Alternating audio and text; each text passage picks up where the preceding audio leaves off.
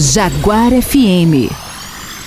Semana Nacional da Justiça pela Paz em Casa, aqui em Jaguapitã, organizado pelo Conselho Municipal de Comunidade. Nós temos aqui 3 pessoas da área jurídica de Jaguapitã da ADP, a Sara, a Larissa, a Maria Eduarda. Primeiro falando com a Larissa. Larissa, o que é violência doméstica? Boa tarde.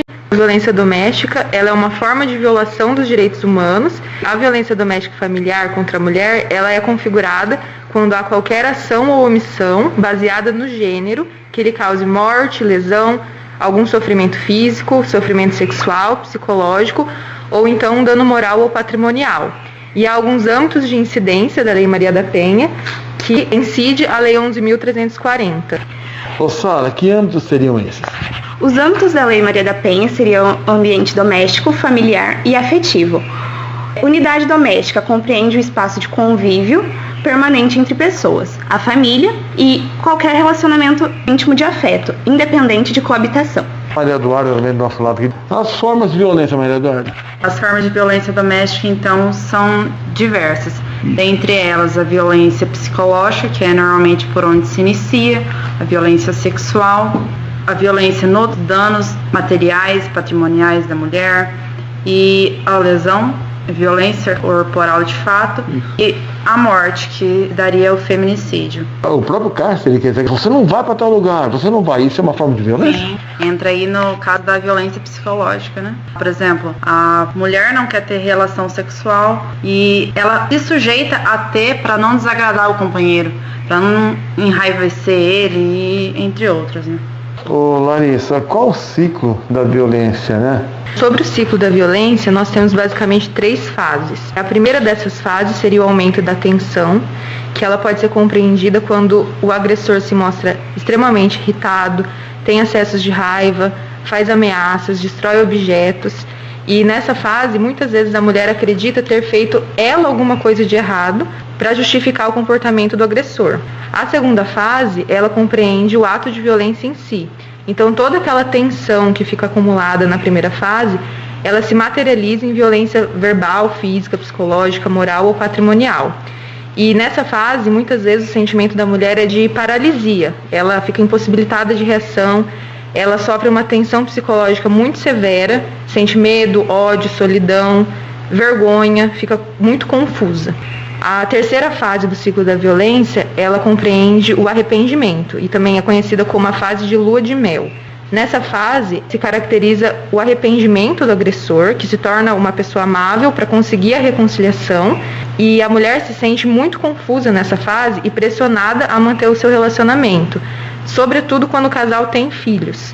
É um período relativamente calmo, que a mulher se sente feliz por constatar que o homem está se esforçando para mudar, e lembra os bons momentos que eles tiveram juntos. Nesse momento há um misto de medo, confusão, culpa. Toda essa tensão volta para a primeira fase e o ciclo recomeça. Fica claro que para nós, que somos profissionais que atendemos esse tipo de situação, esse ciclo fica muito claro. Mas para a vítima é extremamente difícil enxergar que está inserida nesse ciclo e conseguir tomar uma atitude para sair desse ciclo de violência. Ô Sara, quando começa a violência? A violência, ela não começa em atos extremos, mas sim nos pequenos detalhes. No controle do dinheiro, da roupa que a mulher vai vestir, na proibição dela de visitar familiares ou amigos. Então, a violência, ela começa nos pequenos detalhes e não nos atos como a agressão física, verbal, a humilhação diretamente. É difícil da mulher identificar de início que ela está dentro de um ciclo de violência doméstica, dentro de uma situação de violência. Agora, Maria Eduarda, isso começaria naquela fase de conquista, o cara parece um anjinho, de repente vai ver outra coisa, e no caso a mulher da adolescência, da juventude, ela tem que estar atenta para isso? Sim, com certeza, porque o relacionamento abusivo é isso, né? Ele começa com a idealização, um relacionamento calmo, um relacionamento tranquilo e aos poucos vai se revelando. Vai se perdendo a conquista, vai se perdendo o afeto e vai se iniciando de fato o abuso, a manipulação. Na vítima, na mulher, a perder seus sonhos, a se restringir, a ficar naquela bola de neve, vivendo em função do relacionamento e do agressor, conduzindo sua vida com base no que seja agradável a ele, né? Agora, Larissa, Que assistência a Polícia Civil tem para a mulher que está em situação de violência doméstica e familiar? Ela é prestada de forma articulada.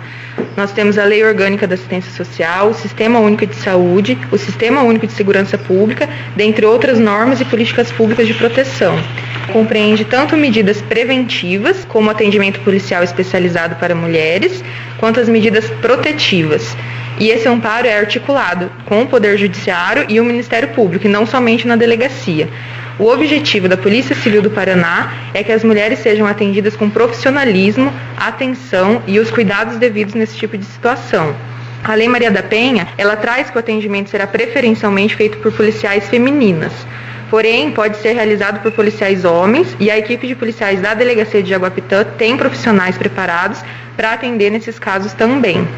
Sara, a medida protetiva, a gente sabe que às vezes a mulher ela acaba se sentindo constrangida, coagida, ou sei lá, acaba caindo na ilusão de que ela vai mudar e acaba, por exemplo, retirando a representação ou então nem representando contra o agressor. Qual é o prejuízo para ela nesse sentido? Quando a mulher nos procura, a gente tenta esclarecer como é feito o procedimento. Quando ela chega na delegacia, nós fazemos a oitiva dela, nós identificamos que tipo de violência essa mulher está sofrendo e em seguida nós fazemos o boletim de ocorrência e partimos para a medida protetiva. A questão da representação depende muito do tipo de crime. Por exemplo, se é um crime de lesão corporal, ele é incondicionado à representação da mulher. Portanto, o autor ele responde o processo do devido crime. Porém, em outros tipos de crime, como crimes de ameaça, crimes contra a honra, ela pode escolher a representação ou não do fato. É muito importante a gente ressaltar que a mulher, mesmo não querendo a representação do crime, ela pode pedir a medida protetiva. A medida protetiva independe ou não do processo. Então, se ela não se sente à vontade ou não tem o desejo de processar esse autor nesse primeiro momento, ou quer tomar essa decisão posteriormente, ela pode pedir a medida protetiva. A medida protetiva, ela serve para quebrar esse ciclo de violência e afastar o autor desta vítima, de forma que a gente consiga ainda preservar os direitos fundamentais dessa mulher. Sara, como que a medida atua? A gente tem algumas questões que a gente analisa em conjunto com a vítima e ela decide o que ela quer pedir nessa medida ou não quer. Por exemplo, a gente pede a remoção do autor da residência, a gente pede o afastamento dessa vítima, a gente corta qualquer contato entre autor e vítima, a gente também pode pedir a restrição de visitas aos menores, se for um caso que a violência ela esteja muito extrema, para preservar essa mulher também.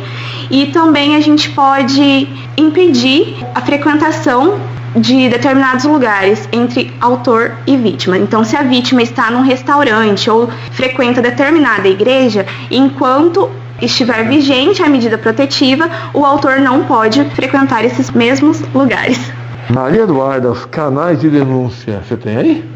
Podemos, primeiramente, destacar o 190, que é o contato da Polícia Militar, o 180, que é o Central de Atendimento à Mulher, e outros aí mais específicos para nós aqui em Jaguapitã, que seria a Delegacia, a Promotoria de Justiça, o WhatsApp da Vara Criminal, o acesso ao Fórum Direto, e também importante destacar que tem aquele ditado, em briga de marido e mulher não se mete a colher, e se mete a colher sim, porque nessas situações a gente salva muitas mulheres, seja de uma agressão física e até ajudamos a evitar a morte e o feminicídio em si.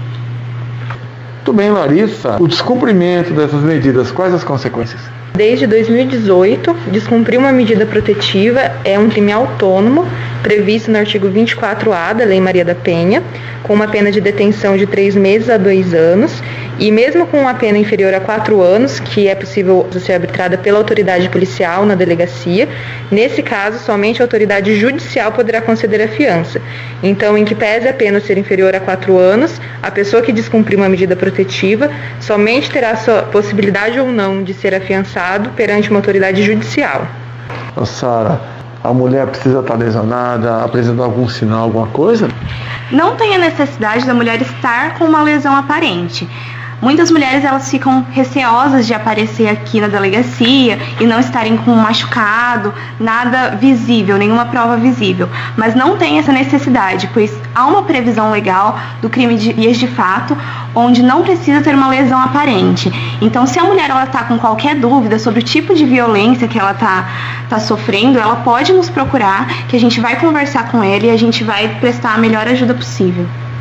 Agora, Maria Eduarda, tem considerações finais? Fique à vontade. A respeito disso que a Larissa e a Sara falou sobre o descumprimento da medida protetiva e sobre necessitar da visibilidade da lesão, entrou a medida protetiva, a vítima teve o deferimento da medida protetiva, automaticamente é expedido um mandado de fiscalização em que as autoridades policiais têm acesso, como por exemplo, Polícia Militar, Polícia Civil, e a partir disso que se evidencia o descumprimento da medida protetiva pelo agressor, se dá o flagrante e o crime de descumprimento, em que na maior parte dos casos não é concedida fiança, a pessoa é recolhida e provavelmente convertida em prisão preventiva, a qual responderá ao processo com sua liberdade restrita até segunda ordem. E o botão do pânico, uma novidade para a Jaguapitã, Maria Eduarda? O botão do pânico, ele é concedido com o deferimento das medidas protetivas, que consiste em um alerta tanto no Poder Judiciário quanto para as autoridades policiais, em que a vítima instala um aplicativo em seu aparelho celular e que, se evidencia a violação das medidas protetivas, ela aciona esse mecanismo em que gera o descumprimento da medida protetiva. Por ele ser novidade, não é muito de conhecimento ainda da população, mas tem sido bem utilizado desde já, e a gente tem visto a prontidão e eficiência desse mecanismo que veio aí para facilitar o controle e a fiscalização do descumprimento das medidas protetivas. Larissa, mais algumas observações? Fique à vontade. A violência sexual, a mulher, ainda que casada, convivente ou namorada, ela não pode ser obrigada a manter relação sexual e ela pode perfeitamente ser vítima de estupro ou importunação sexual praticada pelo seu companheiro. A vítima, ela sempre tem que ser mulher, mas o agressor, ele pode não ser apenas o homem, mas também uma mulher. Então, isso abarca as relações homoafetivas entre mulheres, que está protegida pela lei, até mesmo de forma expressa, que fala que essa proteção ela independe de orientação sexual, desde que a vítima seja mulher. Ô Sara, tem um recado final? As mulheres elas não precisam ter medo de procurar qualquer dos canais de comunicação, de atendimento, com medo de sofrer algum tipo de julgamento ou por vergonha, porque nós estamos aqui para realizar esse atendimento da melhor forma possível e que nós temos total entendimento de que é muito difícil a situação que essa vítima se encontra e que ela não precisa ter medo de qualquer tipo de julgamento, porque nós temos essa noção do quanto é difícil para essa mulher se ver nessa situação de violência e procurar sair desse ciclo. A gente também entende qual é o peso que essa vítima sofre posteriormente, porque ela geralmente é julgada. Muita gente pergunta, né, que tipo de roupa que ela estava usando ou de que forma ela procurou ser vítima de tal violência, mas que isso a gente sabe que não é verdade, que não é o que acontece e que muitas vezes os agressores, eles sofrem certa impunidade e conseguem tocar a sua vida em diante sem sofrer tanto essa imagem pejorativa que a violência doméstica traz, né? Geralmente são as mulheres que sofrem todo o peso dessa situação e os homens geralmente seguem a vida normalmente, mas é esse o recado que a gente queria deixar. Eduarda? Esse sentido de que a Sara destacou, muito bem falado, é a respeito do retorno das vítimas aos agressores, em que a sociedade vê isso como algo muito ruim, mas poxa vida, a mulher apanha e continua com o cara. E daí entra a questão da dependência emocional, que é gravíssima, e dependência financeira também, muito evidente na maior parte do perfil das vítimas, que é a dependência emocional em que basicamente se tampa o sol com a peneira, se sujeita a viver aquele relacionamento por fraqueza de se libertar daquilo, por se tornar tão comum que ela não conhece algo que não seja aquilo, não conhece o afeto de fato, porque aquilo se tornou tão real já para ela. E também a dependência financeira, que grande parte das vítimas tem filhos com os agressores, dependem dele financeiramente e se veem totalmente dependente do lar para cuidar do filho, e com medo disso acaba se mantendo no relacionamento abusivo. Ter o olhar e evidenciar quando se inicia o relacionamento abusivo, ter a sensibilidade em cuidar das palavras, do psicológico, não permitir que isso se torne sua realidade. Busque ajuda, busque atendimento psicológico. Se você está sofrendo com isso, peça ajuda, não deixe isso se tornar sua realidade, até mesmo dos seus filhos que evidenciam situações como essas.